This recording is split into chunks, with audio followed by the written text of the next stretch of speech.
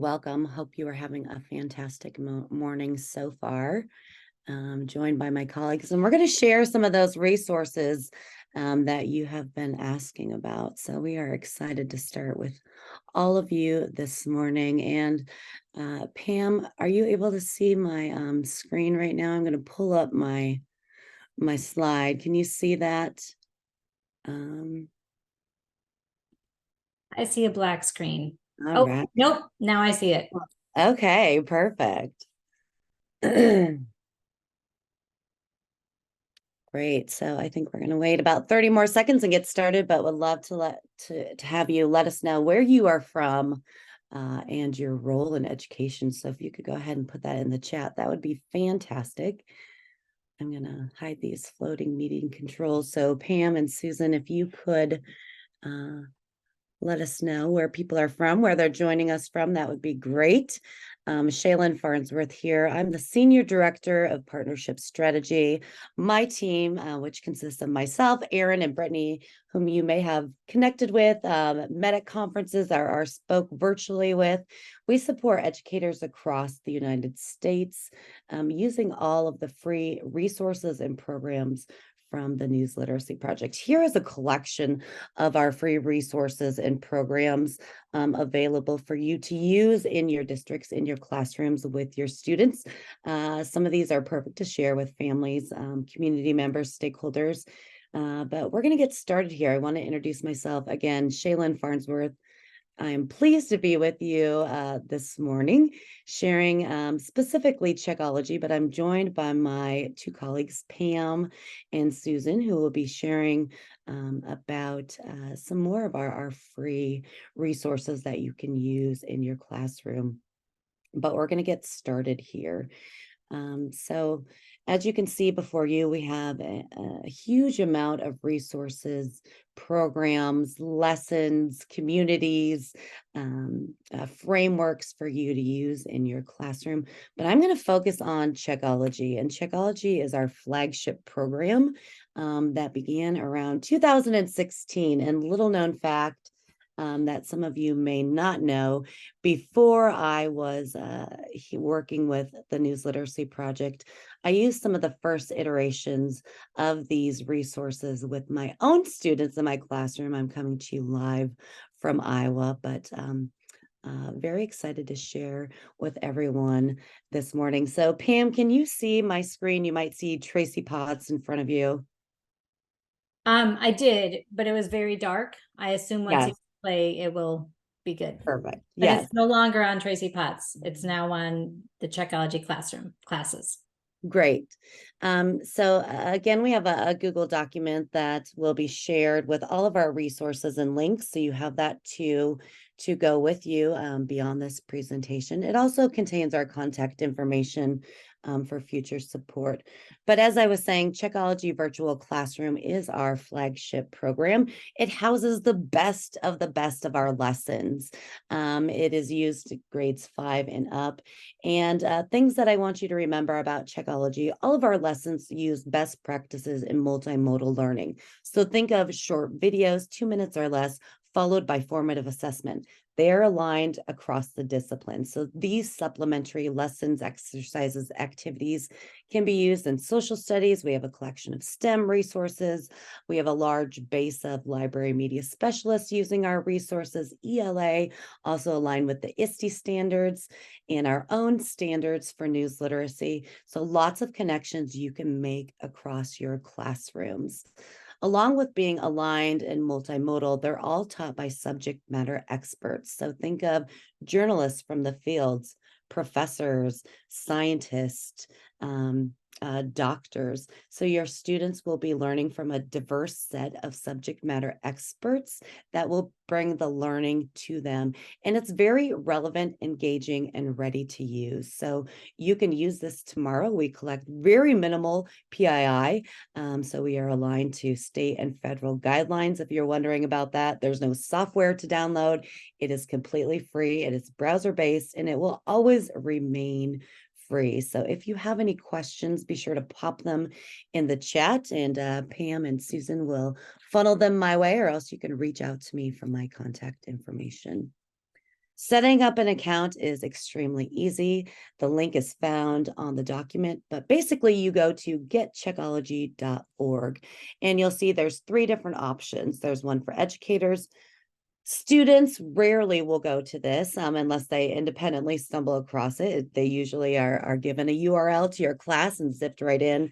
And we do have one for independent learners, which again is great for adults, for community members, for parents to learn alongside their students.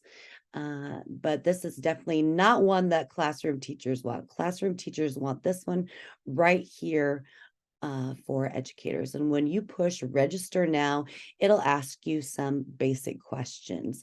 The thing to remember is this portion right here. Underneath the school zip and postal code, you'll want to make sure that you put the zip code to the building that you teach in.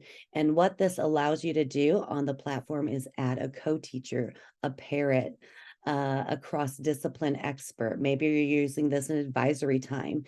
So this ability to add a co-teacher offers the flexibility needed that most districts have. And then it auto-populates the school. So again, setting up a class is very easy. The thing to remember when you're doing this is to make sure you put the zip code where your school district is, where your school is within the district.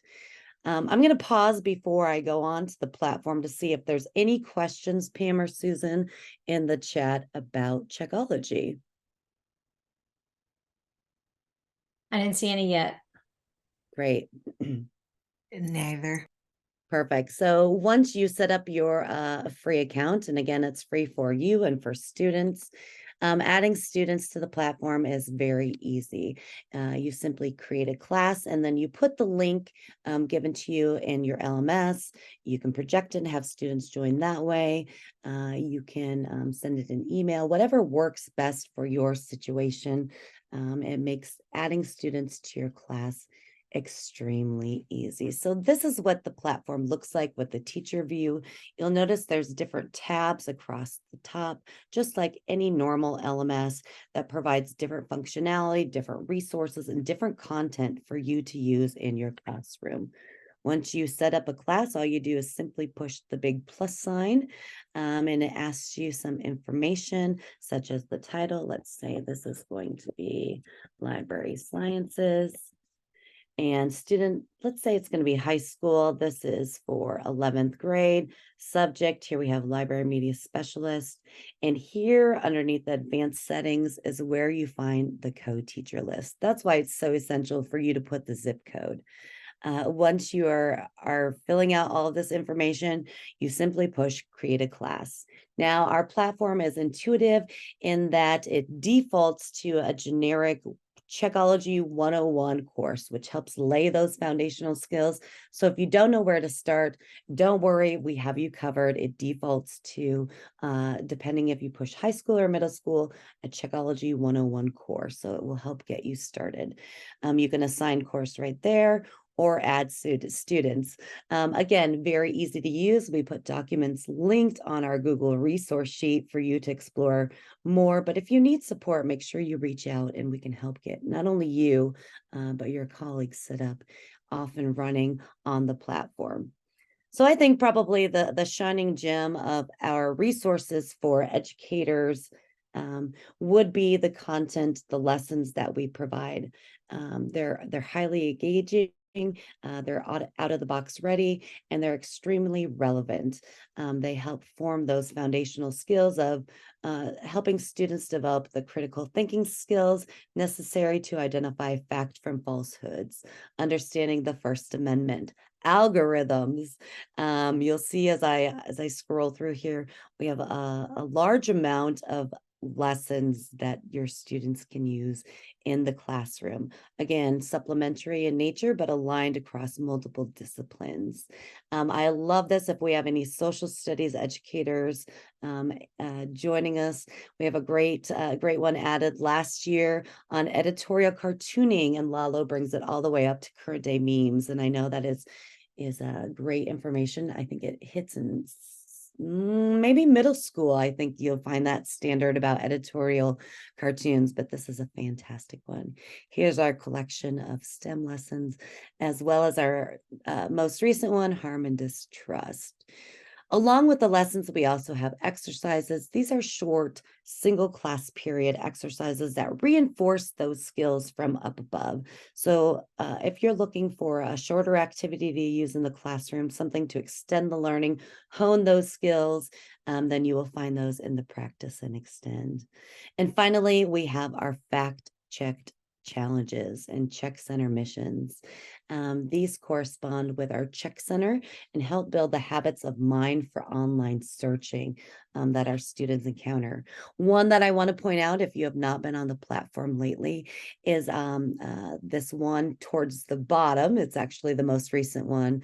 And this is Levels of Evidence with Dr. Kat. So Dr. Kat is an epidemiologist on TikTok, and she walks students through using TikTok examples about the information they can trust in a hierarchy of scientific evidence. So students see things as 7 out of 10 doctors agree, and they learn how to discern that information and see the credibility of the evidence being projected. So definitely a new one if you've not been in the platform this year to check out.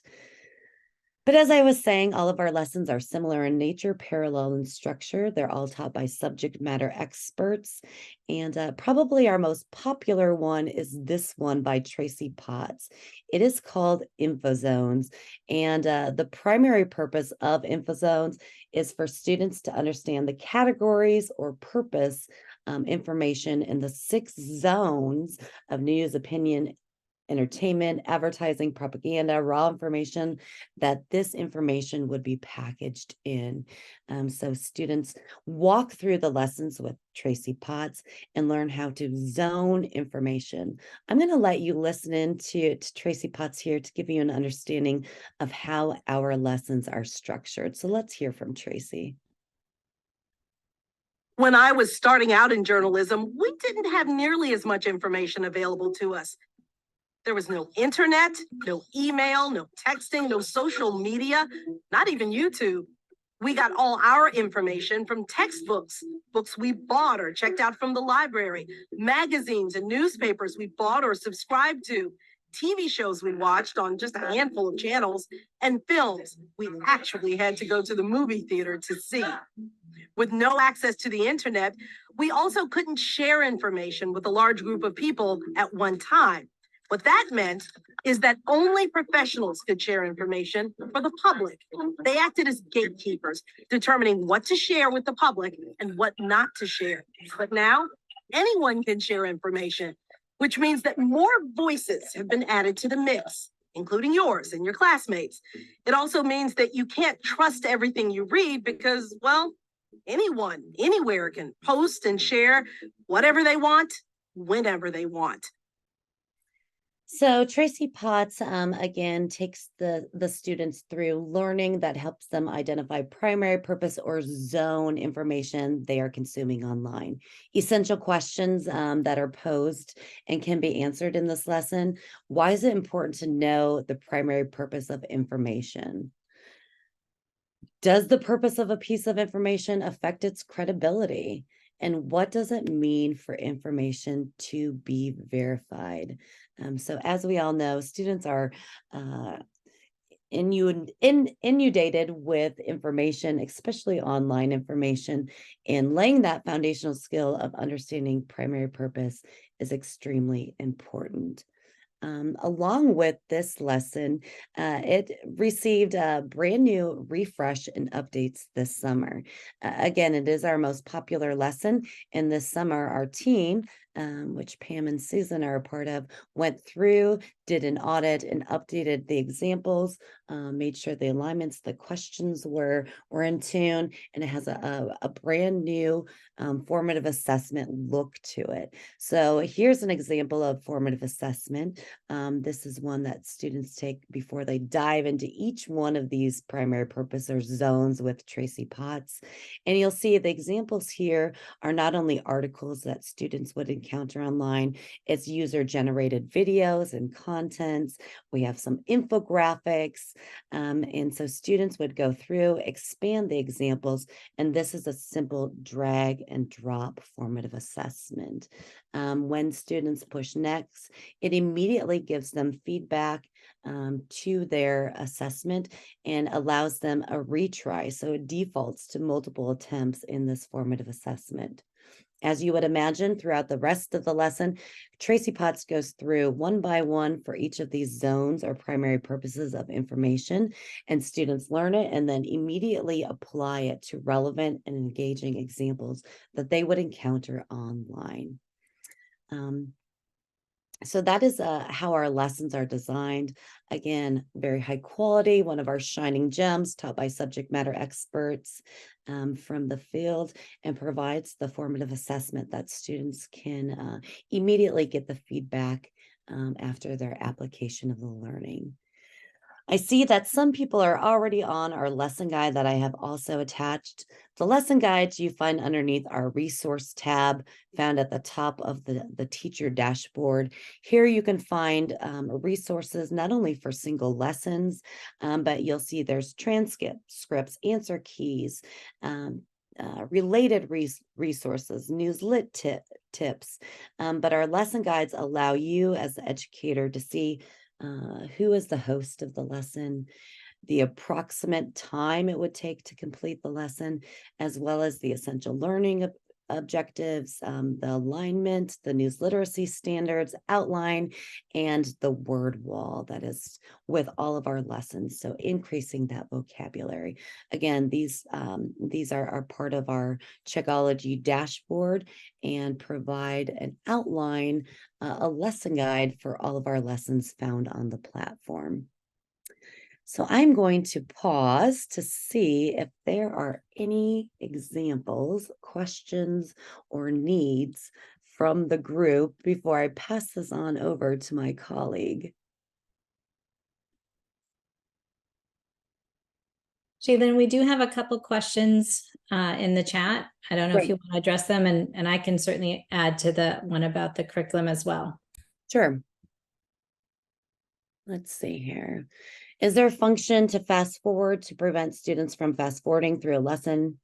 Mindy, probably everybody wants to know. So our platform is very flexible. You can not only have students work independently on the lessons, but we also have a one-to-many mode, which allows you as the instructor to share the learning in whole class instruction, our presentation mode, and then the students can partake in the formative assessment at their individual computers. So in that case, it grays out the videos for them since you as an instructor are doing a whole class instruction. But when students are doing it on their own, they have to at least start the video. I think I've experimented with fast forwarding it through it. I don't think there's a mechanism in place to make sure that it's a time limited, because it does allow them to rewatch it, but they definitely have to start the video and push play. Oh, yes, of course. Do you have any news curriculum geared towards students with learning disabilities? So that's a great question. The resources that we have available on the platform and some other support Pam will discuss make it accessible for all students. So the transcripts help you not only differentiate the content, but allows you to use other technology to translate it, to differentiate it. The video learning helps because you could add closed captioning, and also the word wall to reinforce vocabulary. So there's things built in to help students with learning disabilities in a variety of ways. You can use a screen recorder or a screen reader. It is ADA compliant, and so we work hard to make sure that it is truly aligned to make it accessible for all students. I hope that answered some questions. If you have something specific, please reach out to me. Pam, anything else you would like to add to accessibility? Yeah, I can come back to it when I talk about the framework and grade band expectations, but we have different expectations, right, by grade band. So if your students are at a different level, you can choose different indicators that will work for your class and differentiate, as Shaelynn mentioned. You have your objective and then just have your focus fit the needs of your students. But I'll hit that again when I share with the framework. Great. So if there's no other questions, then I'm going to pass this over. Please reach out. My contact information is on the Google document. I see there's lots of Checkology users. You can also ask them in the chat, so that's fantastic.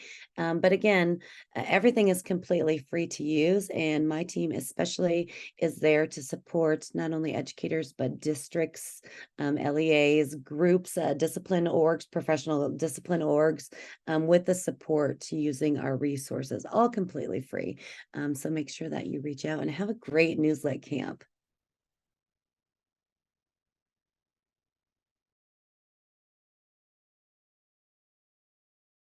Hi, everybody. I'm Susan with the research and design team at the News Literacy Project, and I'm a former newspaper reporter, and my job here is to work on our newsletters. So you might be familiar with the Sift, our newsletter for educators. So I'm just going to share with you some information about it. So just to make a good moment here to share my screen.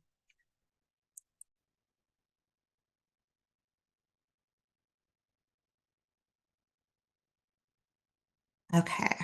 So the Sift is a free weekly guide we make every week during the school year. And it is very timely and relevant. We kind of read the news all week, our team, and kind of curate and pick the most important and relevant topics in misinformation, social media, AI, journalism, press freedom. And then we provide tips for how to integrate those topics into your classroom with discussion prompts, teaching ideas. Yeah. So just a couple of reasons why it's great to read. It's really, like I mentioned before, it's relevant, very timely, because everything we include in the newsletter is only from within the last week. So we don't put old stories in there. We include what's happened this week. So it's like in the now. It's pretty quick, even though there's a lot of information. It's packed pretty tight, but it's about a 5-6 minute read. And it's just a helpful guide, I think, for educators. So I'm going to go through a couple of issues in a bit, but just a rundown of what's in it. At the top of the newsletter, we include concise summaries of the latest news literacy topics and trends, including classroom ideas to integrate this week's news into your teaching. And then every issue comes with a classroom ready resource created by Pam, who will be talking after me. And we also include a couple of viral rumor examples that have been debunked. And occasionally we have a video series where we interview journalists about their jobs and explain what they do.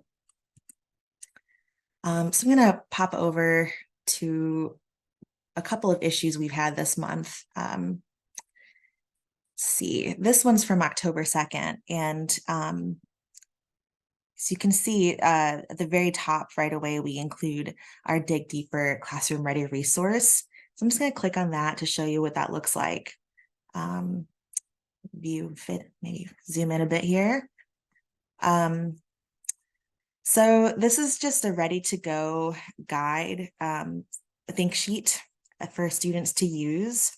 And it has questions that so basically what we do is we pick a piece in the news. In this case, we picked an article from the Reuters Institute about how a reporter fact-checked a death that turned out not to be real in the news of a Canadian teen rapper. And so he gave an interview, this BBC reporter, about why he didn't report on this and how he wasn't able to verify it, and he turned out to be correct. So this story, we have this think sheet here that helps students kind of just understand the news literacy lesson behind that, and ask some questions about it, how he verifies that information. So it kind of just takes you through. So this one's like 4 pages long. And we also have some an infographic included here. So that's at the top of every issue, we include a classroom ready guide similar to that one. And then at the top, we've got our top 3 news stories. And I'll just head over here. Each story, we just have a concise, just very short summary of it. And then we link to the story so you can always read the full thing. And then we include oftentimes discussion questions, sometimes classroom activity ideas, and some of the Checkology lessons that might be relevant to this news story.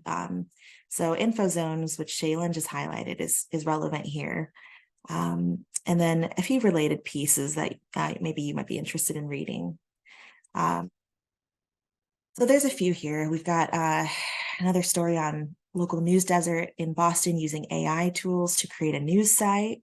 It's just interesting. I think anytime AI is mentioned in the newsletter, it definitely prompts some interesting classroom discussions. So we've got some ready to go classroom idea right here with a few questions. Yeah. You research, and then scrolling down, we've got a couple of Rumor Guard, which is a website from the News Literacy Project. We adapt their debunked viral rumors and include them in the Sift as well. So you're able to also click and open the full rumor if you do want to read it. But we've shortened it a bit in the newsletter. And we also include a really nifty, open this here, some Rumor Guard slides so that you can present these in the classroom. And that's included every week when we include these rumors. So you can kind of share with your students just like little videos or photos of the rumor, and then discuss based off, and then discuss based off of our takeaway prompts here. At the end of the newsletter, we also have a kickers section, which is just like a little mini feed of information. So we've got just basically the latest news literacy topics that have caught our eye as a team. We've included them here for you, just things that would be interesting to read, not necessarily something that you need to share with students, but just good to keep in the loop with what's going on with misinformation, AI, whatever the topic may be this week. So we've got some, let's see, in this issue, we've got, there was a really great interview with Marty Barron, who's a legendary journalist, and he was the executive editor at the Washington Post. And he kind of gave an interview about his time there, and we linked to it here. And basically we highlighted one part where he mentioned, like, explained how his newsroom is not affected by outside money or funds or Jeff Bezos, who owns it, and just the editorial independence, which I think is a pretty important lesson for students to understand about standards-based journalism. So yeah, we've got a few other things we've highlighted, conspiracy theories that have taken root, propaganda, review, like analysis of that. And yeah, so this is a very typical issue. This month, we also had a special issue. Let me make sure I go to the right one here, right here. So this special issue covered, this was right after the Israel-Hamas war began, and there was just so much confusion in the immediate aftermath of initial attacks, and a lot of content online that evoked a lot of, rightfully so, strong emotions, but also a lot of misinformation about the war. And various ways. I mean, I think we highlighted here, there was video game footage that was being passed off as war videos. There were, broadcast journalists whose like videos had been dubbed or manipulated to make them sound like they said something else. So we provided, just because there was so much confusion, we kind of made this special issue where we provided 3 quick tips to help navigate and separate fact from fiction when it comes to the war. So these are, I mean, this has been we've had a lot of engagement with this issue, I think, just because it was so relevant and timely, and there's so much misinformation about it right now. So yeah, so we've included some, not just our 3 news tips for navigating the war, but also some related pieces to read about it, lots of resources here. So we've got infographics. You can click on a few of these. This was a pretty popular one. Is it legit? Just to help you vet a news source. Let's see, it looks like this. Nice one to print out. Yeah, and we also had included a really great dig deeper reading guide. So like I mentioned earlier, we always include a classroom ready resource with every issue of the Sift. And so here's what it looked like for this special issue. So just helping students understand how breaking news works, why there's confusion initially when there's breaking news, particularly in a war zone, and then just some guidance on how to know what to trust. So it's really helpful, really handy. Yeah, and then the special issue, the rest of it's very similar to our regular issues. We've got, again, the rumor guard rundown with slides of the rumors that you can click on and share with students and show these videos. And here's more info on those rumors. Here's what I mentioned earlier, the manipulated broadcast journalism videos that have been, this is Clarissa Ward, I believe, from CNN, but they included, manipulated audio that wasn't actually said. So that's something to point out because it comes across students' feeds and online, and it's good to know. All right, so we've got those, and again, we've got our kickers here. Yeah, so I go back to over here. So those were just a few of our recent issues, and we've got another one coming out on Monday. The Sift comes out every Monday, and we also have another newsletter, Get Smart About News, that's based on the Sift. It's basically the Sift adapted for the general public. So we kind of remove the classroom references, but keep a lot of the materials the same. And I just want to point out that the Sift is created by a team. So I'm a former journalist. I worked in newspapers for most of my career, and our team is pretty great. We've got folks with all kinds of backgrounds in journalism and education, and we've got really wonderful editors. And so everything we put into the Sift is thoroughly edited. We have many steps to make sure everything we include has been verified, it's accurate, and we also have our own set of standards that we follow to make sure we hold ourselves accountable when it comes to what we produce. Yeah, so I think my information is also in the Google Doc, but I'll pause here if there's any questions. I think there's a couple, it looks like.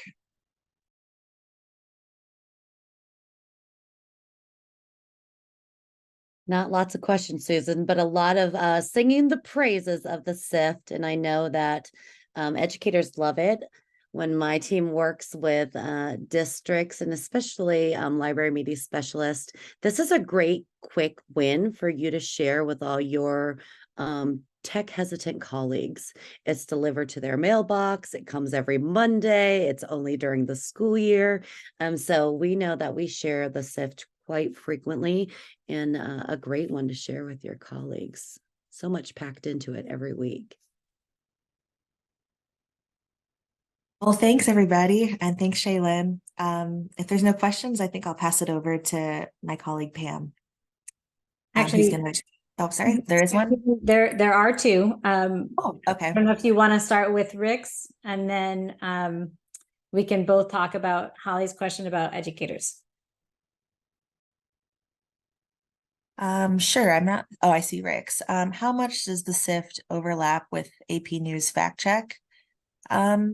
So, the Sift, let me take a look at this real quick. Yeah, the Sift, we do include a variety of news sources in the Sift. AP is one of them. And so we just look at any standards-based news outlet will generally look over it and include possibly. So for the fact check, I think there might be some more overlap between AP fact check and rumor guard, which is where we have our viral rumors debunked. And even though we do include some rumor guard, like I showed during just running through the issues, we do include some rumor guard content in the Sift every issue. So there might be some overlap. I don't know if it's I don't think we go here just to intentionally overlap, but I think a lot of fact checking organizations, not just AP fact check, but like Snopes or MediaWise or any of those, a lot of them will find similar rumors. So it's not too uncommon for some overlap. Hopefully that answers your question. All right, any other questions here? Are you working with educators to, oh, okay. Let's see. Oh, okay. Yeah, we did answer that question, Holly. We do work with educators. Our team's kind of a mix of teachers and journalists like me. So it's nice we all work together. All right, any other questions here? It looks like I answered everything related to the Sift, if I'm not mistaken. All right, well, thanks everybody. And I think now I'll pass it over to Pam. Thanks. Thanks. Oh, I can stop sharing my screen, sorry. Yeah, I'm going to share mine. I got to just make sure I get the right document.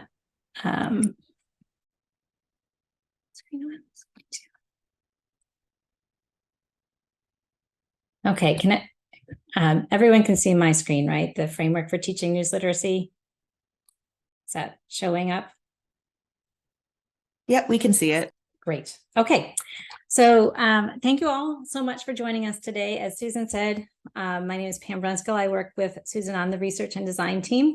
I am senior manager of education design, so I play a big role in designing those think sheets for the Sift, as well as updating and maintaining and creating resources for Checkology. Pretty much anything that is student facing or teacher facing, I have a hand in.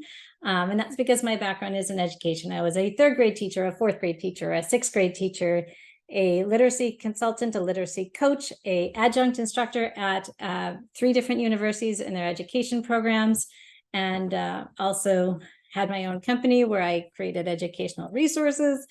And now I am here at NLP and super, super excited to be sharing more resources with you. And also I wanted to say thank you to all of you who put in those kind words about Checkology and the Sift. It's kind of like when you get a nice note from a student or a parent saying, you matter and thank you for doing what you do. That acknowledgement, it still means a lot.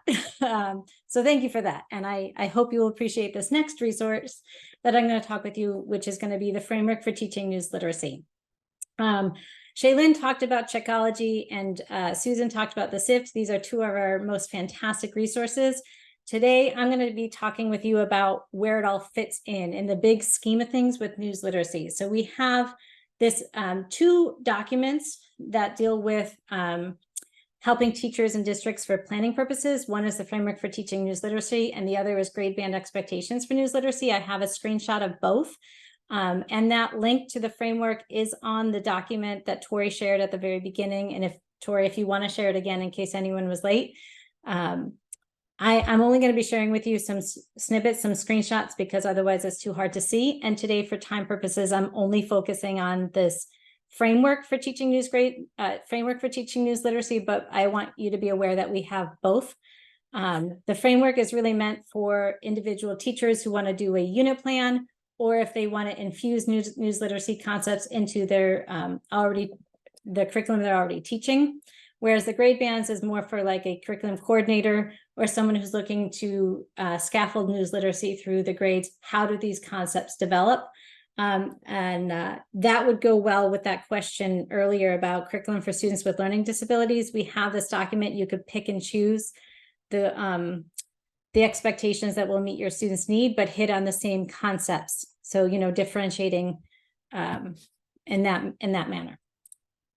All right, so let's talk about what is the framework for teaching news literacy. It is implementing, if you're familiar with understanding by design, we're implementing these principles. The goals are designed around the News Literacy Project standards for news literacy. And these are going to be, we have 5 main competencies, or we call them the standards for news literacy. And when we think about those goals, we want to look for transfer, meaning, and acquisition using this blueprint for curriculum development. Again, it's understanding by design. So we use 3 stages of design to integrate these concepts into existing curricula, or you can use them to create standalone units. We create this resource and we offer this resource for you, but we expect you to customize your learning in ways that best support your students, your district's needs. Yet our questions that we offer, our resources that we offer are going to support higher level thinking and skills. But again, we fully expect you to take in and use what is going to be best for you. So what does this mean? How do we use it? We're going to start by looking at those 5 standards, those goals. I'm going to zoom in them now. So stage 1 is you pick and choose the goals that really meet your students, your district's needs. You might want to use all 5. You might just want to use 1 or 2. So standard 1 is students distinguish news from other types of information and can recognize both traditional and non-traditional advertisements. This is what Shaelynn was sharing when she shared info zones. Can students differentiate news from opinion, from propaganda, from raw information, from advertisements, right? That's just the basics. Can you pick out what is news? Our second standard is going to be about students acknowledging the importance of the First Amendment in American democracy and a free press to an informed public. This is concept and dispositional thinking in terms of just recognizing the role that a free press plays on keeping, holding power to accountable, whether it's an individual, it's government, it's a business, it's just making sure that students are aware, right? The role of a free press and how important it is. It's often called the fourth estate in our democracy.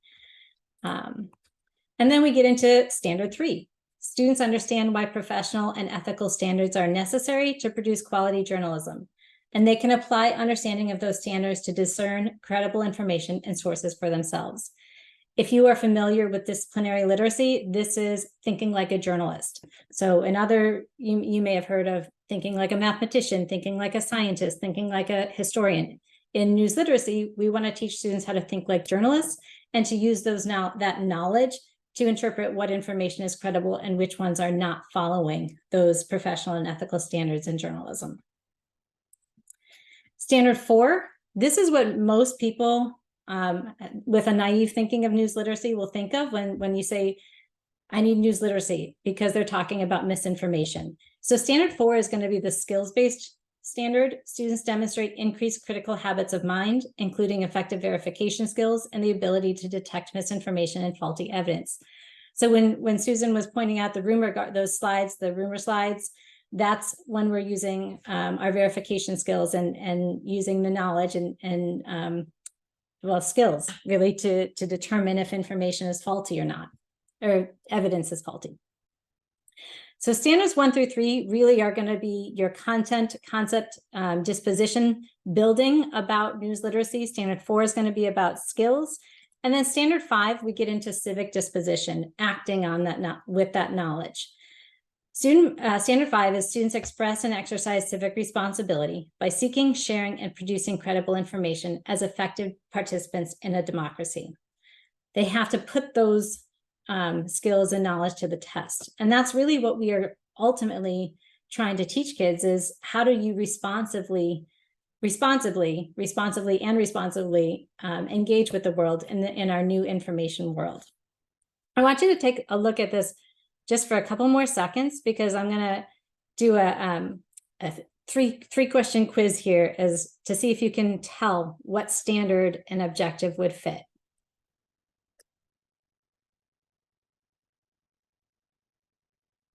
And I will go back. I'll show you the slide again, so you don't have to memorize it, but just have a decent understanding as to what is showing. And I unfortunately can't see the chat. So maybe Susan, if you could just monitor the chat when I ask people to put what standard it is there, would be very helpful. Me too. Thank you. All right, so let's pretend you have this objective. For your students, understand the importance of a free press and interact with news and other information in ways that promote engaged participation in civic life. Which standard does this best support?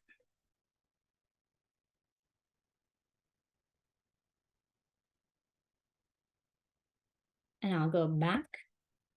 Which standard deals with the importance of a free press? Think it. Don't put it in the chat yet. Don't hit enter. I'm pretending like I'm teaching 4th grade again. Don't hit enter. Don't hit enter. Don't let anyone see your answer.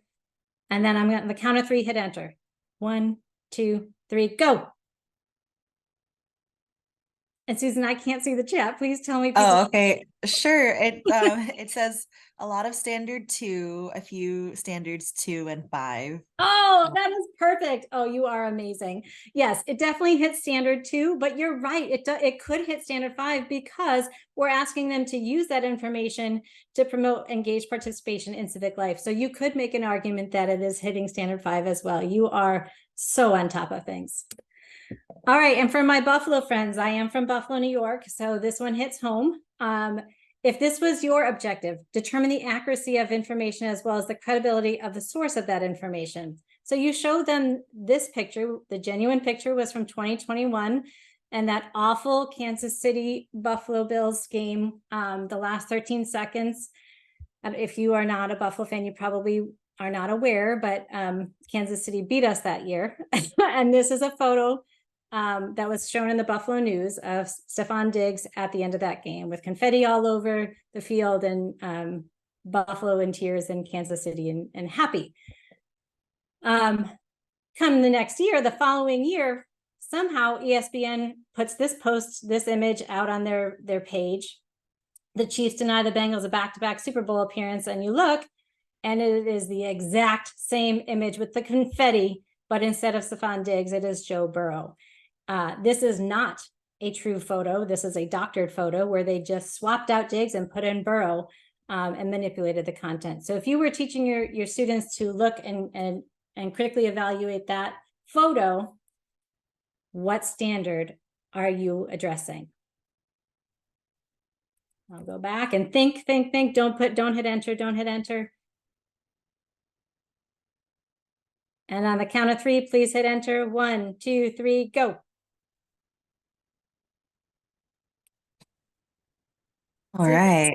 Yeah. Got a little mix. We've got lots of 4s, standard 4, a few saying 3 as well, and 1, 4, and 1. Yep. It is primarily 4, but as you are all already picking up, right, you could make arguments that these standards overlap. So I'm just going to go through this last one because you've already got this, that our standards are standards just like all education standards. They overlap and work and build off one another. You're an educator. You are fully aware of how standards do this.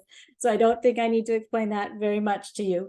But let's pretend you had this objective: use the standards of authoritative fact-based journalism in deciding what to trust, what to share, and what to act on. Clearly, this hits 2 of our standards, right? If you're asking them to understand, to use these standards, they have to first understand what those standards are, which is our standard number 3 about standards of quality journalism.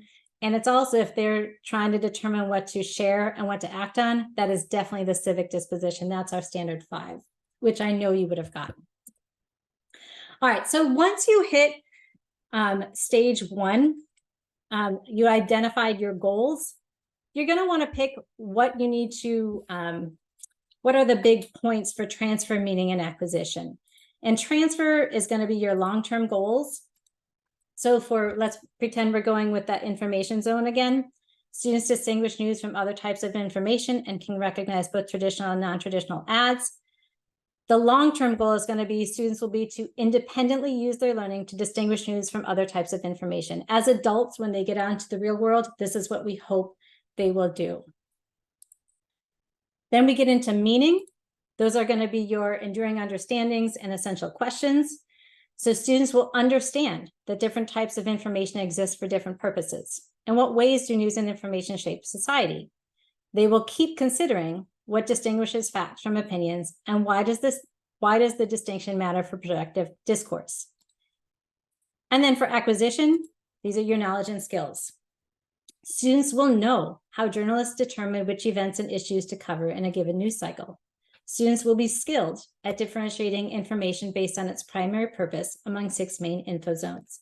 Again, we have ideas for every single standard that you can take some, all, tweak them to best meet your needs, or even you can create your own. These are examples for you.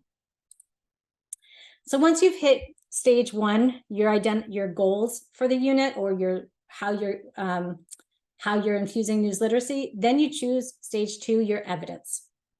And evidence, we have ideas, and as Shaelynn mentioned, formative assessments built in to Checkology. We also have a pre-post assessment that is also part of Checkology, which is fantastic. So you've got a before your unit, and then you have it again at the end. So it assesses student knowledge using questions and key understandings and skills from the framework. We have ideas for assessing students for each of our standards.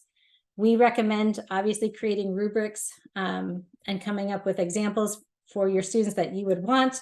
And then if you need additional practice, there's exercises, challenges, missions, and then there are options that you can infuse, on your own, like exit tickets, reflection logs, concept mapping.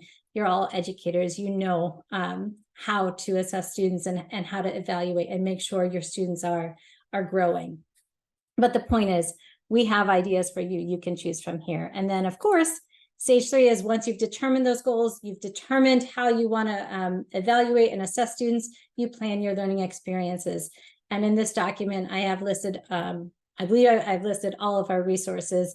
So all of our Checkology lessons with objectives and how they relate to the standards. So it'll be coded standard 1 and standard 3, and then acquisition, meaning, or transfer, right? So which lessons are you going to choose? Which resources are you going to choose? And that's how you can make sense of the big picture of news literacy. To close out here, I'm not going to talk about the grade band expectations for news literacy doc, but I just want to show you that it's related to our framework. You just find the standard, and then you'll look to determine, if you want this on your own, you can certainly review it, and I know you all can figure out how it works. Just the standard, and then these would be some expectations that go along with the framework. Yeah.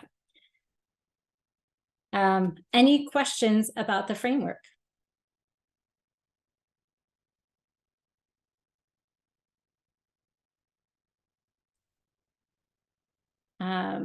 I see here, Sarah, are there speakers who would be willing to present a college journalism class from the News Literacy Project? Yes, there are. I'm answering it loud. I don't know if Claudia was starting to type, or if Shaelynn wants to chime in here. We do have a phenomenal program called Newsroom to Classroom, where we pair educators with journalists. Again, it's free. All of our resources are free. So we connect you with a journalist who would be interested in speaking with your class. You decide on the topic and you speak like that. If you are interested in having someone from NLP come, that is probably something Shaelynn should answer. So I'm going to stop sharing my screen and turn it over to Shaelynn.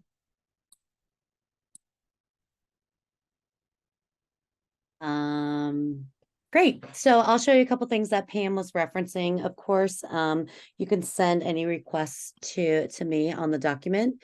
You will find my contact information. It'll either be, depending on the asks, it'll either be my team or the team Tori's part of, John's team. So it could be a variety of individuals. If you're thinking of inviting a journalist to speak to your students, which I highly recommend, is widely popular to front load PBL, front load learning.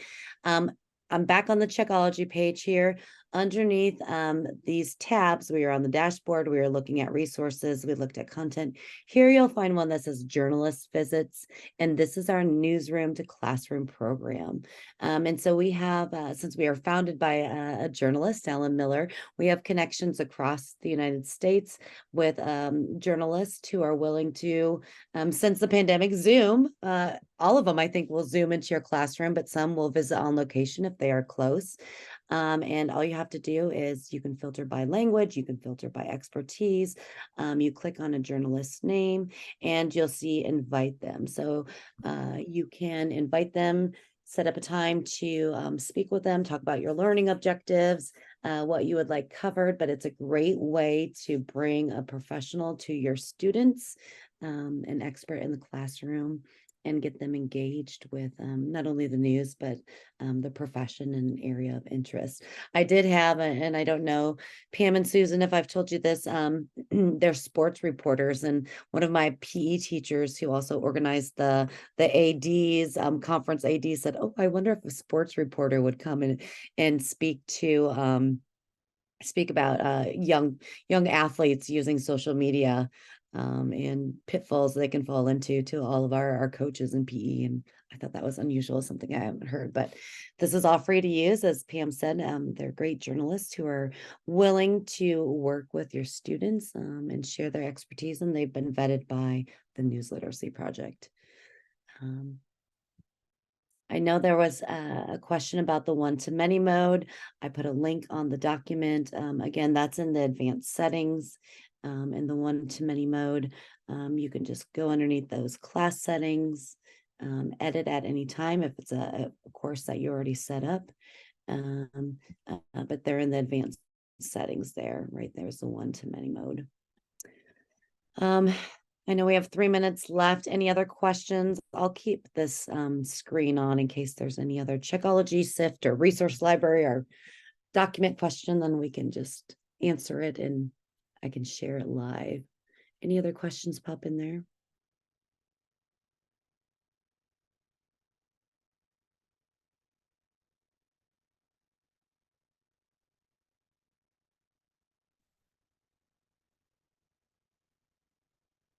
Let's see here.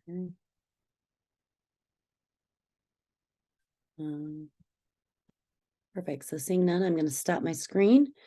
And again, we wish you a fabulous NewsLitCamp day. We are so glad that you can join us and learn not only from NLPers across the organization and all the fabulous colleagues we work with, but also the journalists. So thank you so much. If you have any questions, make sure you reach out on the Google Doc as our contact information, and have a great day.